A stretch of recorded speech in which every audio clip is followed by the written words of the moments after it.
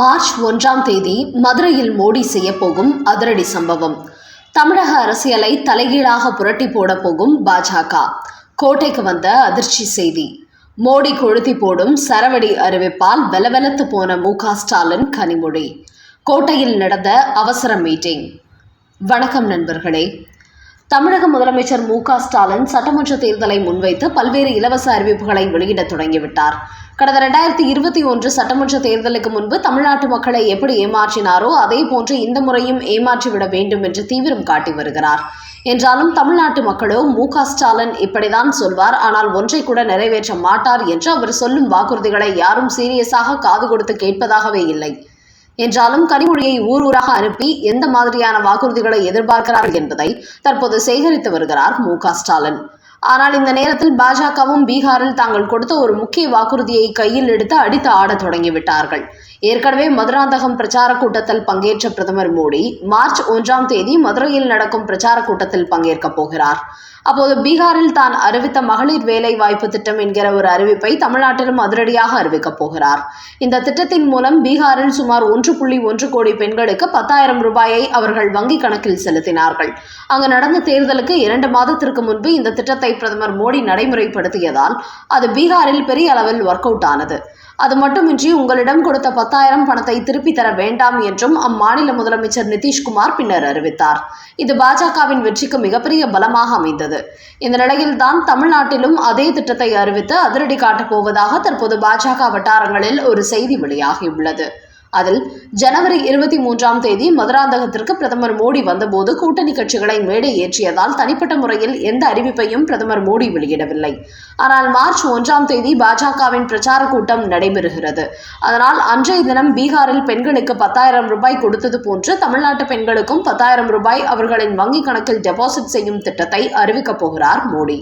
பீகாரில் கொடுத்தது போலவே தமிழ்நாட்டில் சுயதொழில் தொடங்கும் 1 கோடி பெண்களுக்கு இந்த 10,000 ரூபாயை அவர்களது வங்கிக் கணக்கில் செலுத்தப் போகிறார் மோடி. அதனால் இந்த திட்டம் தமிழ்நாட்டு தாய்மார்களை பெரிய அளவில் கவர்ந்தெழுக்கும் என்றும் பாஜக வட்டாரங்களில் கூறுகிறார்கள். அதோடு பீகாரில் நடந்தது போலவே தமிழக தேர்தலிலும் அதிரடி மாற்றங்கள் ஏற்படுத்தும், தமிழ்நாட்டிலும் ஆட்சி மாற்றம் ஏற்படுவது உறுதியாகிவிட்டது என்று பாஜகவினர் கூறுகிறார்கள். ஆனால் இப்படி ஒரு செய்தி வெளியானதை அடுத்து திமுகவும் அலர்ட் ஆகி வருகிறது. இதையடுத்து மு.க.ஸ்டாலினும் கனிமொழியும் அவசரகதியில் கோட்டையில் ஒரு மீட்டிங் போட்டுள்ளார்கள். அதில் அங்குள்ள முக்கிய IAS அதிகாரிகளும் பங்கேற்றுள்ளார்கள். அப்போது ஏற்கனவே தமிழ்நாட்டில் உள்ள பெண்களுக்கு மாதந்தோறும் 1000 ரூபாய் கொடுத்து வருகிறோம். அதனால் அடுத்த 5000 ரூபாய் கடன் வழங்கும் ஒரு திட்டத்தை அறிவிப்போம். அந்த பணத்தை திரும்ப தர வேண்டாம் என்று தேர்தலுக்கு முன்பே கூறிவிடுவோம். ஏற்கனவே பெண்களுக்கு இலவச பேருந்து, மாதம் 1000 ரூபாய் என பல திட்டங்கள் நடைமுறையில் இருப்பதால் இந்த 5000 ரூபாய் தமிழக பெண்களுக்கு மிகப்பெரிய இன்ப அதிர்ச்சியை கொடுக்கும். அதனால் தமிழ்நாட்டு பெண்களின் ஒட்டுமொத்த ஓட்டுகளும் திமுகவுக்கு தான் கிடைக்கும் என்று அவர்கள் இருவரும் கூடி பேசியுள்ளார்களாம். இதன் காரணமாகவே மோடி பெண்களின் வங்கி கணக்கில் போடும் 10,000 ஜெயிக்குமா, மு.க.ஸ்டாலின் போடும் 5,000 ஜெயிக்குமா என்கிற கேள்விகள் எழுந்திருக்கிறது. ஆனால் மு.க.ஸ்டாலின் இப்படி ஒரு அறிவிப்பு வெளியிட்டாலும் மாதந்தோறும் 1000 ரூபாய் விஷயத்தில் அவர் கூடுதலாக அறிவிப்பதாக இல்லையாம். ஆனால் பாஜகவோ மாதந்தோறும் 2000 அறிவிக்குமாறு எடப்பாடியை கேட்டுக்கொண்டுள்ளது. இதனால் இந்த முறை இலவச அறிவிப்பு விவகாரத்தில் மு.க.ஸ்டாலினுக்கு பாஜக, அதிமுக மிகப்பெரிய டஃப் கொடுக்க போகிறார்கள் என்பது தெரிய வந்துள்ளது. அடுத்த செய்தி. பாபர் மசூதி இனி கனவுதான், யோகி ஆதித்யநாத் பேச்சால் வெடித்த பரபரப்பு. அயோத்தி விவகாரம் குறித்து உத்தரப்பிரதேச முதலமைச்சர் யோகி ஆதித்யநாத் மீண்டும் ஒரு பரபரப்பு செய்தி வெளியிட்டுள்ளார். அதாவது அயோத்தியில் ராமர் கோவில் பிரம்மாண்டமாக கட்டப்பட்டு வருகிறது. இந்த நேரத்தில் தான் அங்கிருந்த பாபர் மசூதியை மீண்டும் ஒருபோதும் அதே இடத்தில் கட்ட முடியாது என்று அவர் தெரிவித்துள்ளார். அதோடு உத்தரப்பிரதேச மாநிலத்தில் சட்டத்தின் ஆட்சி நடக்கிறது. அதனால் இனிமேல் இங்கே எந்த ஒரு ஆக்கிரமிப்பாளர்களுக்கும் இடம் கொடுக்க மாட்டோம். இந்தியாவின் கலாச்சார அடையாளங்களை மீட்டெடுப்பதில் பாஜக ஒருபோதும் பின்வாங்காது. உச்சநீதிமன்ற தீர்ப்பு அளித்ததன் பேரில் தான் ராமர் கோவில் பணிகள் நடத்தப்பட்டது. ஆனால் இந்த நேரத்தில் சில விஷமிகள் மசூதி இருந்த இடத்தில் மீண்டும் மசூதி கட்டப் போவதாக வதந்திகள் பரப்பி வருகிறார்கள். ஆனால் இதுபோன்ற செய்தி பரப்புபவர்களுக்கு என்னுடைய இந்த பேச்சு ஒரு எச்சரிக்கை மணியாக இருக்கும்.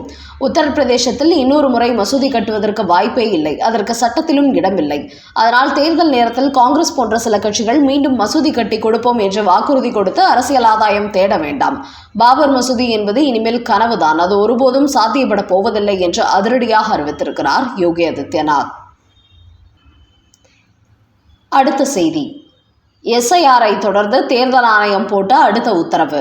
போலி ஓட்டு கட்சிகள் கடும் அதிர்ச்சி. SIR என்கிற வாக்காளர் திருத்தப் பணிகளை தேர்தல் ஆணையம் தொடங்கிய போது அதற்கு எதிர்க்கட்சிகள் கடுமையான எதிர்ப்புகளை பதிவு செய்தார்கள். அதாவது வீடு மாறியவர்கள், புலம்பெயர்ந்தவர்கள், இறந்து போனவர்கள் என பலரது ஓட்டுகளை சில அரசியல் கட்சிகள் போலி ஓட்டுகளாக பயன்படுத்தி வந்தார்கள்.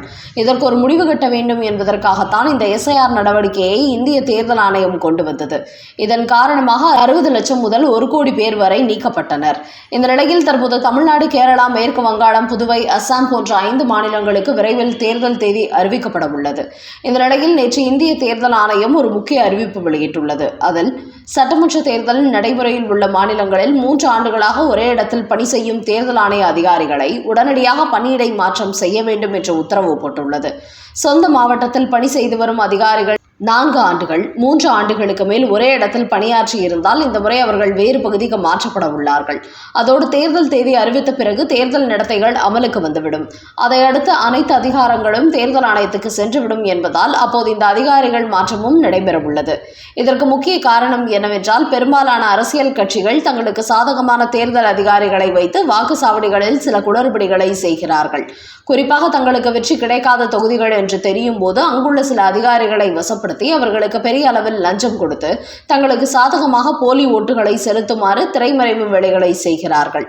அதனால் தான் ஒரு நபர்கள் தொடர்ந்து ஒரே பகுதியில் வேலை செய்தால் அரசியல் கட்சி புள்ளிகளுடன் பழகி லஞ்சம் பெற்று வாக்குச்சாவடிகளில் தவறாக நடப்பதற்கு அதிக வாய்ப்புள்ளது என்பதனால்தான் புது நபர்களாக ஒவ்வொரு பகுதிக்கும் தேர்தல் அதிகாரிகளை நியமிக்க தேர்தல் ஆணையம் முடிவெடுத்துள்ளது.